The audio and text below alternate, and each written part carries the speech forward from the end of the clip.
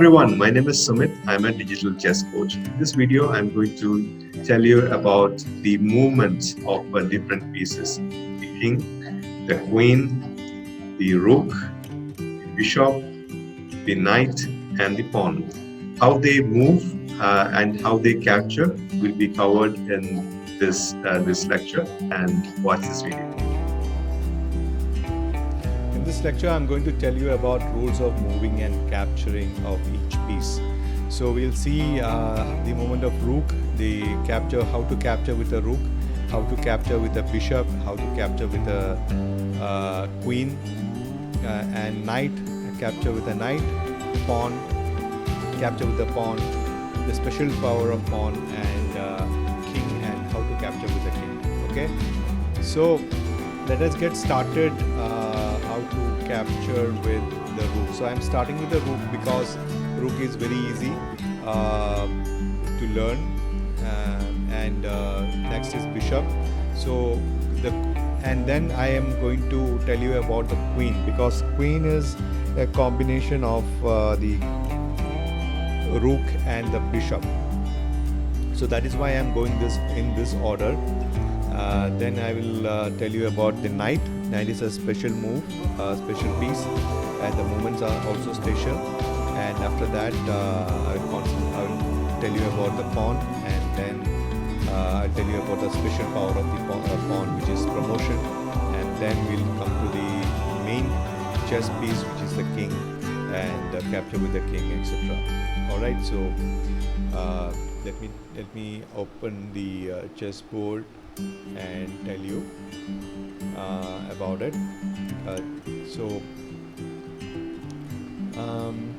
This is the initial position of the chessboard, and let us set up where the rook is. So in the rook, before that, let me brief you about each pieces, and then I will come to the chessboard. So here the rules of moving and capturing the 6 different chessmen: the king, queen, rook, bishop, knight, and pawn, have its own way of moving and are distinct from each other. The chessmen of the same type move in the same way. A move is in the game of chess means moving a chessman from one square to another. So 2 chessmen cannot occupy the same square. A player is not allowed to move a chessman to a square which is already occupied one of its own chessmen. Or in other words, 2 pieces of the same color cannot occupy the same square at the same time. So unlike other board games, a player is obliged to make a move on his turn and cannot pass, and a player is not allowed to make 2 consecutive moves. And capturing in chess means moving a chessman to a square occupied by the opposing chessman, and the opponent chessman so captured is removed from the board and is substituted with a chessman doing the capture on that square. Thus, the number of chessmen in a game of chess is always decreases and never increases. And capturing in chess is always optional and not a compulsory move. So let us start with the rook. The movement of rook is very easy to learn. It moves only in straight lines in any of the vacant square, horizontally or vertically, and on the file on the rank which is stands. From for example, here this is like the movement of the rook. It moves like this, like this, like this, and like this. So only on straight line it moves, and it moves as and when it captures, and as and when it moves. So it exerts pressure to these squares. So 14 squares can be moved by the rook. Even if it is in the corner square, it moves. It has got the capacity to control 14 squares. Anywhere it is, I mean, even if it is in any square, corner square, it controls 3 plus 7 and 7 squares, which is the number of squares it controls.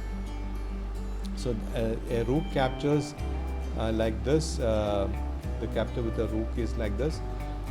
For example, this is the This is the position on the chessboard. The rook captures the opposing chessman in the same way it moves.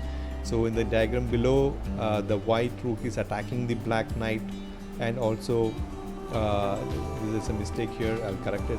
And the pawn, the black pawn. This is actually the black pawn. So I'll just show it on the chessboard. The same position. Let me see. The king is here. The black king is here. The rook is here, and black pawn is here, and another black pawn is a knight is here. Okay, so the rook can is attacking this knight and also attacking this pawn. So it has an option to capture this pawn or capture this knight or this pawn. So this pawn or this knight can be captured. So that is the movement of this this rook. Even if the knight is here, it can be captured. So the range of rook is very vast, and it is the second most powerful piece on the chessboard. All right, so that is about the movement of the rook and the capture of the rook. So this I will correct. This is supposed to be a black pawn here, and you can see that in the PDF. This PDF will be available on the resources section.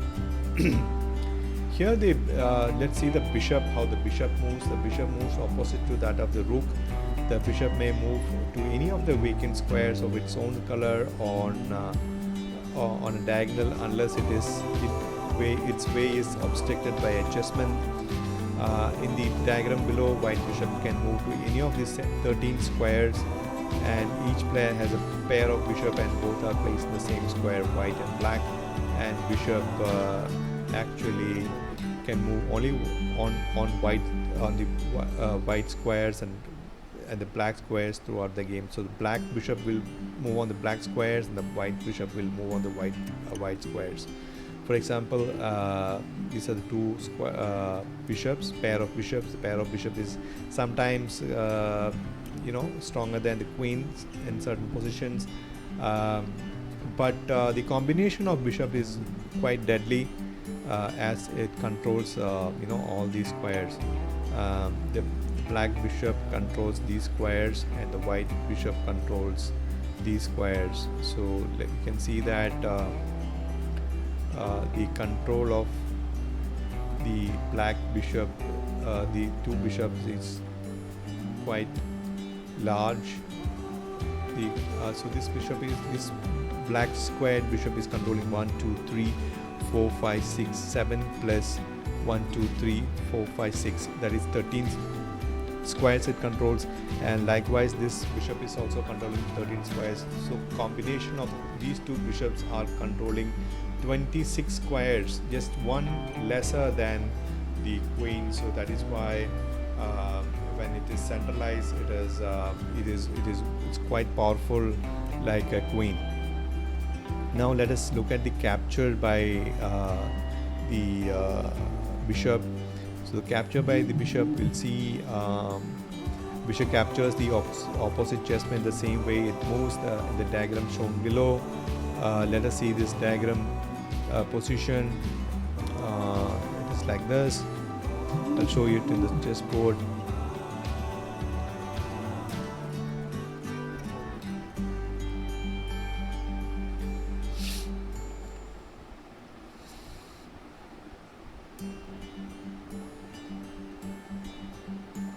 Alright, so this bishop can capture this pawn and this knight at the same time.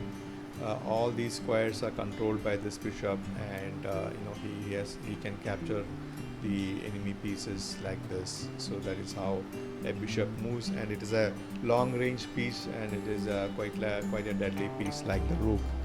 Sometimes, as I said, two bishops in pair is quite deadly. Next we'll see about a special piece called the knight.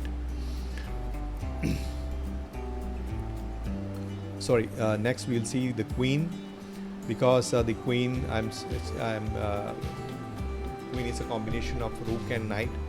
So the queen is the strongest piece on the chessboard, and the queen moves to any square straight or diagonally unless its path is obstructed, and the queen combines the power of the rook and the bishop. So queen actually is stronger than the rook and bishop because the queen can shape shift it into a white squared bishop as well as a dark squared bishop. The tremendous mobility makes the queen a deadly piece on the chessboard. So in the diagram below, the queen can reach a whopping 27 squares on the chessboard. If you count the number of squares it can travel. So capture with the queen is like this. So the queen captures as and when it moves. So I'll show you in the chessboard here. So the queen can move to these many squares, like this, like a rook, like this. Rook can move in the straight line, and as like a bishop it moves in the diagonals. But the advantage of queen is that if it is on the white square, again it can be used like a white squared bishop, like this, and also it combines the power of the rook. So that is why it is very strong. It's a very strong piece, and it captures all the pieces on its way, like this. So it can capture the knight, it can capture the rook, and it can capture the bishop like a rook, and on the diagonal also it can capture like this. Diagonal movement is also possible, and even black square, you can go to the black square and capture the pawn like this. So this is why the queen is called the most deadly piece, or the strongest piece on the chessboard. Now we'll see about the knight. The knight moves very distinct as compared to other pieces. It is the only piece which can jump over its own or opposing chessman. The knight can move 2 squares vertically and then 1 square horizontally, or 2 squares horizontally and then 1 square vertically. So it moves like a letter L, which is mirror or rotator or inverted. So to ensure that you are correctly moving the knight, you have to keep in mind that square from which the knight moves and one on which it lands is opposite color, not adjoining but separated by 1 square. So I'll show you on the chessboard. For example, if you have a knight here in the black square, it always moves to the white square when it jumps in L shape, like this. This is the movement of the knight. So the knight controls these squares, which is in the red, marked as red. So it jumps like an L, like this. So it travels 2 squares forward and 1 square to the right, travels 2 squares forward, 1 square to the left, travels 2 squares to the right and 1 square up, 2 squares to the right, 1 square down, 2 squares to the left and 1 square up, 2 squares to the left and 1 square down. Same way, 2 squares below, 1 to the left, 2 squares below and 1 to the right. So these are the always there will be 2 squares adjoining the when it jumps, and always it travels in the L shape. These are the squares it controls. It controls 8 squares at a time, but when the knight is in the corner, it controls only 2 squares. So knight is more powerful when it is in the center, as and when it moves to the center. For example, if it is here, it only controls 4 squares, like this. So when the knight is in the corner, it only controls a few squares, and when it is in the middle, it controls more squares. So if the knight is in the middle of the board, it's the white square, it goes only to the dark squares. So that is the peculiarity of the knight, and it captures the same way it moves in L shape. and it is the only piece that can jump over its own piece or the enemy piece. Like this, knight can jump over the enemy piece like this, and it's also its own piece. So that is the peculiarity of the knight. So I've given the link in the PDF, and you can the resources, and you can go through the how a knight moves. Next we'll see how a pawn moves. So a pawn actually is the weakest piece on the chessboard. So I've depicted all the movements of the knight here. You can go through it. So a pawn, although it is the least valued piece on the chessboard, it is has a distinct way of moving and possesses specific property in comparison to other pieces. The pawn normally moves only one square forward and on its file at that time. So unless its path is obstructed. So here the pawn moves forward. The black pawn also moves forward. It can move 2 squares initially, and then only one square forward, and it is only piece which cannot move sideways or backwards. So it is limited to moving only forward, and it cannot move backwards. So capture with the pawn. So all the chessmen, the pawn captures in the manner different to how they normally move. Since the pawn moves forward, but it doesn't capture forward. So the capture of the pawn, there's a special move called the passant, which will be covered in a different chapter. So the pawn captures like this diagonally. It cannot. It doesn't capture as like it moves like the other pieces. So if there's a bishop and or a knight here, the pawn is moving forward. It can choose to move forward like this, but it can capture only diagonally like this, and it cannot move backwards or capture the piece which is in these. This is an obstructing of a pawn's movement. It cannot capture this knight, but it can capture these two pieces, but it cannot capture this knight, and it cannot move sideways. It cannot move backwards. That is the peculiarity of the pawn. Next, we'll see the movement of the king. The king is the most important piece of the chessboard. It stays on the chessboard until the end, and it moves like I'll explain it. The special power of the pawn. I forgot to discuss the special power of the pawn. So there's a special power to the pawn. It can be promoted into any piece it wants when it reaches the 8th rank. So the pawn is considered the weakest chessman in comparison to other pieces because of two reasons. The pawn cannot move backwards. The pawn can only march one square forward. The pawn's capturing zone is limited to just one square diagonally to the left or right. However, it has got one unique characteristic which has not been given to other pieces. When the pawn reaches the end of the chessboard, it can transform itself either to a queen, rook, bishop, or knight of the same color, and this is called a promotion or queening. In majority of cases, it will be promoted to queen, but in some rare cases, it can be under promoted to rook, bishop, or knight. There is no restriction placed upon the number of pawns promoted. Theoretically, it is possible to have 9 queens on the board, and if you are able to promote all your 8 pawns to queens, but you can still have your original queen. But in practical game, there is no limit. There is only 1 or 2 times you will be able to promote in a practical game. Although the pawn is considered the least valued piece of chess, it has got a promotional potential to transform itself into the most powerful piece on the chessboard. So you can see that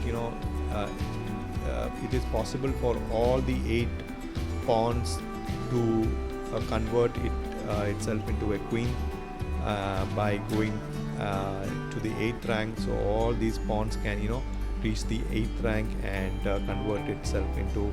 Theoretically, it is possible, but practically it is not possible. It is possible theoretically, but only on very rare occasions you can see more than 2 promotions on the chessboard. So you can have you can promote all these pawns into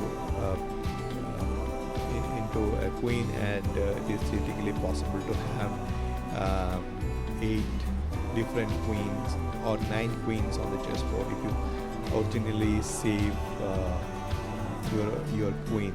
So theoretically you can have 9 queens on the chessboard.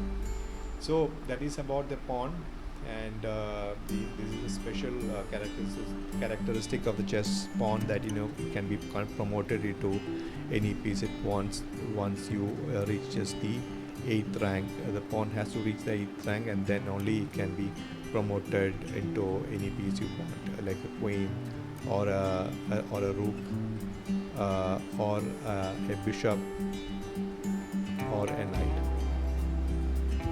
A bishop or a knight, like this. So that is the special power of the pawn. Now let us look in the movement of the king. The king is the most valuable piece. The king moves only 1 square in any direction. The king is not allowed to move to a square which is already controlled by enemy chessmen, and that you put that it is called putting under the check.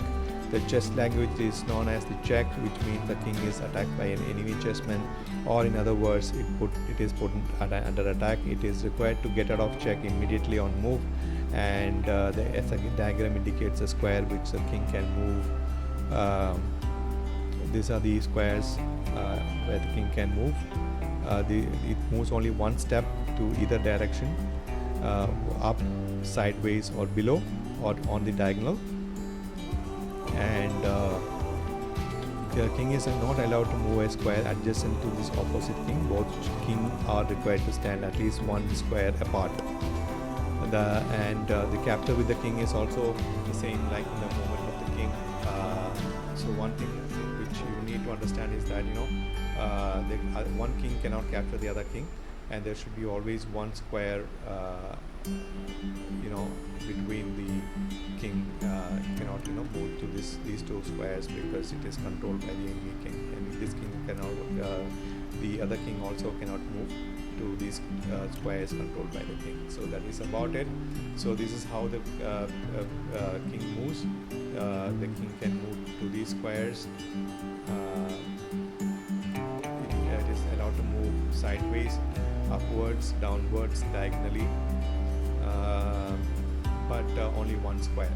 Okay, the capture is also done in the same way. I hope you understood this lecture.